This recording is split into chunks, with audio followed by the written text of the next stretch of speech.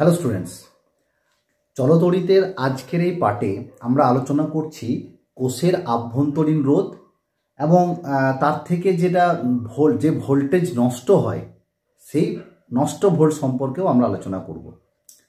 ঠিক আছে, তো কোষের আভ্যন্তরীণ রোধ, আমরা রোধ মানে বলেছি যে বাধা, রোধের জন্য তড়িৎ প্রবাহ মাত্রা বাধাপ্রাপ্ত হয়। ঠিক আছে, তার জন্য কারেন্ট ভালো যায় না। ঠিক আছে, তো কোষের আভ্যন্তরীণ রোধ মানে আমি বলতে চাইছি যে আমরা যদি একটা ব্যাটারির মাধ্যমে ব্যাটারি থেকে কারেন্ট নিই, কোনো একটা লাইটকে আমি জ্বালাচ্ছি, সেক্ষেত্রে ওই যে তারটার দিয়ে মধ্যে যে কারেন্টটা যাচ্ছে তার মধ্যে যে একটা বাধা, সেটা তো আছেই, যেটা আমরা রোধ বলেছি, রেজিস্ট্যান্স, যেটা আমরা বড় হাতের আর দ্বারা প্রকাশ করেছি। ঠিক আছে, আমি এটা ডায়াগ্রাম দিই, তাহলে ডায়াগ্রামটা দিলেই ব্যাপারটা ক্লিয়ার হবে। দেখো, যদি আমি এরকম করে বলি যে এইটা হচ্ছে একটা আর রোধযুক্ত, এটা একটা পরিবাহী তার, এই তারের এই যে এই প্রান্ত, এদের অ্যারো দিচ্ছি, মানে এদিকে আই কারেন্ট যাচ্ছে। ঠিক আছে, আর এই কারেন্টটা যাচ্ছে কোথা থেকে না, এখানে একটা তড়িৎ কোষ লাগানো আছে, যার তড়িৎ চালক বল হচ্ছে ই। ঠিক আছে, এইটা যে তারের মাধ্যমে যাচ্ছে, আমরা ধরে নিচ্ছি যে এই যে রোধটা আমরা রোধটা মানে রেখেছি, এই সার্কিটটার এটা রোধটা যে রেখেছি এখানে, এই রোধটা হচ্ছে এই বর্তনীর সার্কিটের বাইরের দিক, মানে এই তড়িৎ কোষটা ছাড়া এইখান থেকে এই যে যাচ্ছে এই তারটার মধ্যে যে রোধটা রাখা হয়েছে আর বাইরে। তাহলে এই কোষের আভ্যন্তরীণ রোধ কথাটা কোথা থেকে আসছে না, এইটা হচ্ছে যে ব্যাটারিটা আমি ইউজ করছি এখানে, তড়িৎ কোষ, আমার হাতে একটা ব্যাটারি আছে, এই ব্যাটারিটা আমি এইখানে এই তারের সঙ্গে জয়েন করেছি। আমি ধরে নিচ্ছি এই রোধটা আমি যেটা জয়েন করেছি সেটা আর এই তারটার মধ্যে কোনো রোধ নেই, আমি ধরে নিলাম এটা রোধহীন একটা তার। ঠিক আছে, তো এই তারের মধ্যে এইটা প্লাস এটা মাইনাস, কারেন্ট যাচ্ছে এই প্লাস টু মাইনাসের দিকে, এই দিক থেকে এই দিকে কারেন্ট যাচ্ছে, এটা ব্যাটারি। এবং ব্যাটারিতে দেখতে পারবে ব্যাটারির একটা দিক এটা দেখো প্লাস দেখা যাচ্ছে, আর ব্যাটারির একটা দিক এটা দেখো মাইনাস, এখানটায় মাইনাস লেখা আছে। ঠিক আছে, এটা ব্যাটারির মধ্যে চিহ্নিত করাই থাকে, এবং ব্যাটারির মধ্যে ভালো করে দেখবে, যদি প্রত্যেকটা ব্যাটারি চেক করা হয় তাহলে এর মধ্যেও কিছু কেমিক্যাল থাকে। ওই কেমিক্যাল যে থাকে ওর মধ্যেও একটা রাসায়নিক বিক্রিয়া হয়, কেমিক্যাল থাকে যেটার মধ্যে থাকে, যা থাকে তার মধ্যেও একটা রাসায়নিক বিক্রিয়া হয়। ওই রাসায়নিক বিক্রিয়ার ফলে আয়ন তৈরি হয়, ওই আয়নের চলাচলের বাধা, এই ভেতরের মধ্যেও আয়নের চলাচলের বাধা আছে। ওই জন্য এই ভেতরের যে রোধটা, ওই রোধটাকে বলছি আমরা আভ্যন্তরীণ রোধ, এটাকে ছোট হাতের আর বলছি। তাহলে কোষের ভেতরের যে রোধটা সেটা হচ্ছে আভ্যন্তরীণ রোধ, আর বাইরে আমরা যে রোধটা নিয়েছি সেটা হচ্ছে এই রেজিস্ট্যান্স বড় হাতের আর।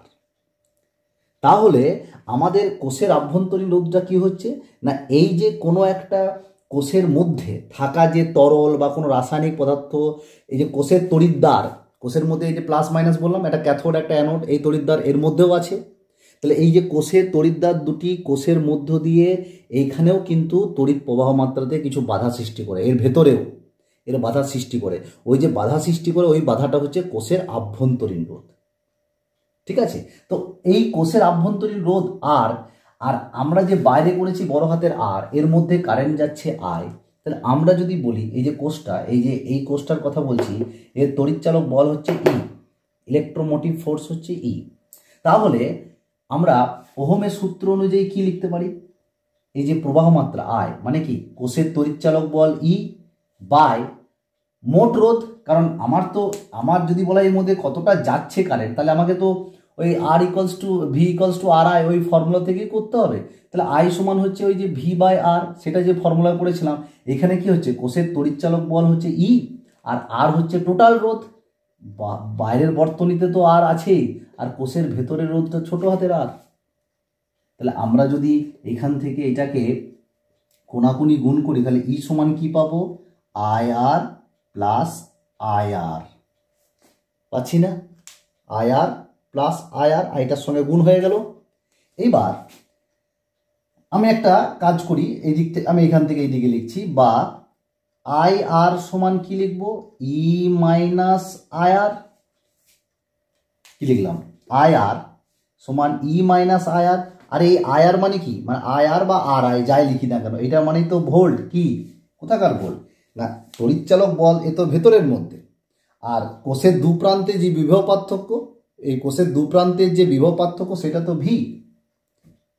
ঠিক আছে, তাহলে ভি সমান কি হয়ে গেল না, কোষের যা তড়িৎচালক বল ছিল মাইনাস আই আর। তাহলে অ্যাকচুয়ালি ব্যাপারটা কি দাঁড়ালো, যে কোষটার যা প্রান্তীয় বিভব প্রভেদ সেইটা কোষের তড়িৎচালক বলের থেকে কতটা পরিমাণ কম, আয়ার পরিমাণ কম, এতটা মাইনাস হয়ে যাচ্ছে। তো তাহলে আয়ার মানেও তো সেই বিভব। তাহলে অ্যাকচুয়ালি যে ভোল্টেজটা পাওয়ার কথা সেটা তড়িৎচালক বলের সমান হওয়ারই কথা ছিল, কিন্তু তার থেকেও কম হয়ে যাচ্ছে। কেন কম হচ্ছে, কারণ কোষের আভ্যন্তরীণ কোষের ভেতরের আয়নগুলোও কিন্তু ভালোভাবে চলাফেরা করতে পারছে না, ওর মধ্যেও রোধ আছে, বাধা আছে, ওই বাধাটার জন্য কিছুটা ভোল্টেজ নষ্ট হচ্ছে। ঠিক আছে, তাহলে বর্তনীতে কিন্তু এই পরিমাণ কম হয়ে যায় ভোল্টেজ। কতটা ভোল্টেজ কম হয়, ই মাইনাস আয়ার, মানে মাইনাস এই যে আয়ার পরিমাণ ভোল্টেজ কমে যায়। এই যে পরিমাণ ভোল্টেজ কমে গেল, এই পরিমাণ ভোল্টেজটাই হচ্ছে নষ্ট ভোল্ট। এইটাই হচ্ছে আভ্যন্তরীণ বিভব পতন, মানে এইটাই হচ্ছে এর জন্য এইটাও তো ভোল্টেজ একটা, এই ভোল্টেজটা কিছু কমে যাচ্ছে, এত পরিমাণ কমে যাচ্ছে। এই পরিমাণ ভোল্টটাকেই নষ্ট ভোল্ট বলা হয়। এই নষ্ট ভোল্টের পরিমাণ কিন্তু পরীক্ষার সময় অঙ্কের মাধ্যমে বের করতে দেয়।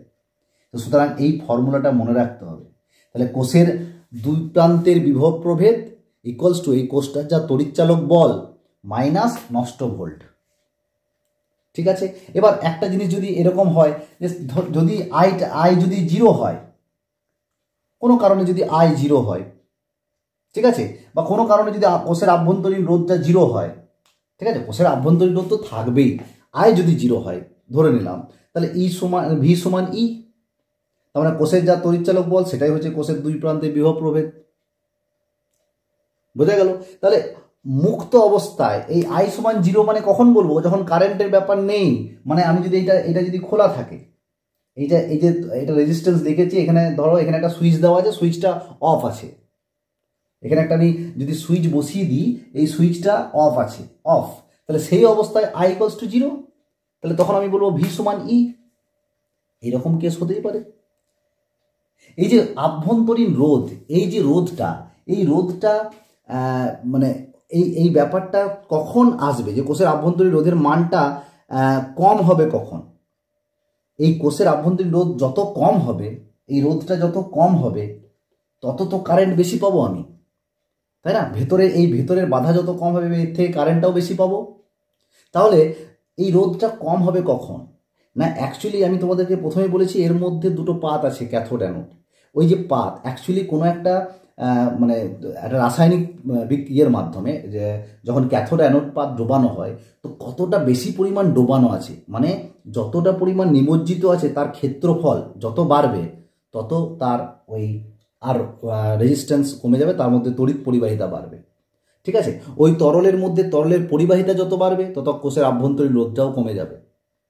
ঠিক আছে, আবার তড়িৎদ্বার দুটোর মধ্যে ক্যাথোড আর অ্যানোডকে যে ডোবানো হয়েছে, এই তড়িৎদ্বার দুটোর মধ্যেও কিন্তু দূরত্ব যত কম হবে তত বেশি কিন্তু কোষের আভ্যন্তরীণ রোধ, মানে কোষের আভ্যন্তরীণ রোধটা কমে যাবে, মানে তড়িৎ চলাচল বাড়বে। ঠিক আছে, তাহলে এই যে কোষের আভ্যন্তরীণ রোধ কিছু কিছু ব্যাপারের উপর নির্ভর করে। যত বেশি ডিস্টেন্স থাকবে তড়িৎদ্বারের মধ্যে, ক্যাথোড আর অ্যানোডের মধ্যে, তত বেশি দূর যেতে হবে, বাধা বেশি পাবে। তাহলে যত তড়িৎদ্বার দুটো কাছাকাছি থাকবে বাধা কম পাবে, খুব তাড়াতাড়ির মধ্যে তড়িৎ প্রবাহ চলবে। ঠিক আছে, তাহলে কোষের আভ্যন্তরীণ রোধ, নষ্ট ভোল্ট, এইগুলো কি, সেই জায়গাগুলো কিন্তু তোমাদেরকে খেয়াল রাখতে হবে। ওকে, এবার আমরা পড়ব যে পরিবাহী রোধ, রেজিস্ট্যান্স। ঠিক আছে, এখন আমি কোষের আভ্যন্তরীণ রোধের কথা বলছি না, এবারে ওই যে বহির্বর্তনী মানে সার্কিট, মানে কোষের বাইরে যে বর্তনীতে যেখানে রোধ রেজিস্ট্যান্স আছে, ঠিক আছে, রেজিস্ট্যান্স বর্তনীর মধ্যে রাখা দরকার হয়, তো সেই রেজিস্ট্যান্স কার উপর নির্ভর করে না, অ্যাকচুয়ালি রেজিস্ট্যান্স নির্ভর করে দৈর্ঘ্যের উপর। মানে আমি যদি একটা তার নিই, সেই তারটা কতটা লম্বা তার উপর নির্ভর করে। যদি ওর প্রস্থচ্ছেদ, উষ্ণতা, উপাদান সব ফিক্স থাকে, তার মানে অ্যাকচুয়ালি পরিবাহী রোধ শুধু পরিবাহী দৈর্ঘ্য নয়, দৈর্ঘ্যের সঙ্গে সঙ্গে প্রস্থচ্ছেদের ক্ষেত্রফলের উপর নির্ভর করে, আবার উপাদানের উপরও নির্ভর করে, উষ্ণতার উপরও নির্ভর করে। তাহলে উপাদান, উষ্ণতা এইগুলো আমি স্থির ধরলাম। বা এবার ধরি যদি আর ভ্যারিজেস এল, যত লেন্থ বাড়বে তত পরিবাহী রোধ বাড়বে। কখন না যখন ওই উষ্ণতা, ঠিক আছে, পরিবাহীর যেটা প্রস্থচ্ছেদের ক্ষেত্রফল এরিয়া, এটা স্থির থাকলে এল এর সঙ্গে সমানুপাতিক। আবার আর ভ্যারিজেস 1/a, প্রস্থচ্ছেদের যে ক্ষেত্রফল সেই ক্ষেত্রফলের সঙ্গে কিন্তু ব্যস্তানুপাতিক। তার মানে একটা সহজ কথায় বলে দিই যে লেন্থ, দৈর্ঘ্য যত বাড়বে, যত দূর নিয়ে যাবে তারটাকে, রোধ তত বেড়ে যাবে। তার মানে তড়িৎ প্রবাহমাত্রা তত কমতে যাবে। আবার প্রস্থচ্ছেদের ক্ষেত্রফল যত কম হবে, মানে যত এইটার মান যত কম হবে রোধ বাড়বে, মানে যত তার সরু হবে তত রোধ বাড়বে, যত তার মোটা হবে তত রোধ কমবে। তার মানে যেটা মোটা তার মধ্যে রোধটা কম, যেটা সরু তার মধ্যে রোধটা বেশি। ঠিক আছে, এই যে প্রস্থচ্ছেদের ক্ষেত্রফল যেটা আমরা পাই আর স্কোয়ারের ফর্মুলা ইউজ করি, এইটা জিনিসটা কিন্তু হবে তখন উষ্ণতা, উপাদান আর এল এইগুলো স্থির থাকবে। ঠিক আছে, এবার এই দুটোকে যদি আমি একসঙ্গে করি, মানে যেটা সমানুপাতিক ক্ষেত্রের নিয়ম, আর ভ্যারিজেস, তাহলে কি পাবো? L/A। তাহলে এই আর ভ্যারিজেস যখন L/A করবো, তাহলে আর ইকুয়ালস টু কিছু একটা কনস্ট্যান্ট থাকবে। ঠিক আছে, ওই কনস্ট্যান্টটাকে রো লেখা হয় ইন্টু L/A। তাহলে আর ইকুয়ালস টু পরিবাহী রোধ ইকুয়ালস টু একটা ধ্রুবক ইন্টু L/A, তাই তো? এই ধ্রুবকটাই সমানুপাতিক ধ্রুবক, যেটাকে পরিবাহীর উপাদানের এই রোটাকে বলা হয় রোধাঙ্ক, যেটা ইংরেজিতে বলা হয় রেজিস্টিভিটি। ঠিক আছে, ইংরেজিতে বলা হয় রেজিস্টিভিটি, এটা পরিবাহীর উপাদানের রোধাঙ্ক। তাহলে এটা একটা কনস্ট্যান্ট মান। তাহলে প্রত্যেকটা নির্দিষ্ট পরিবাহীর জন্য এর মানটাও কিন্তু একটা ফিক্সড করা আছে। এইটা কখন আমি এইটার মানটা কি করে বের করব? না, এই মানটা বের করতে গেলে আমি যদি L সমান 1 বলি আর A সমান যদি 1 বলি, তাহলে রো সমান কি আসবে? আর সমান কি আসবে? রো। এটার মান যদি 1 বসাই, এটার মানও যদি 1 বসাই, তাহলে দৈর্ঘ্যটাও 1 একক, প্রস্থচ্ছেদও 1 একক, তাহলে 1/1 মানে 1, তাহলে আর ইকুয়ালস টু রো।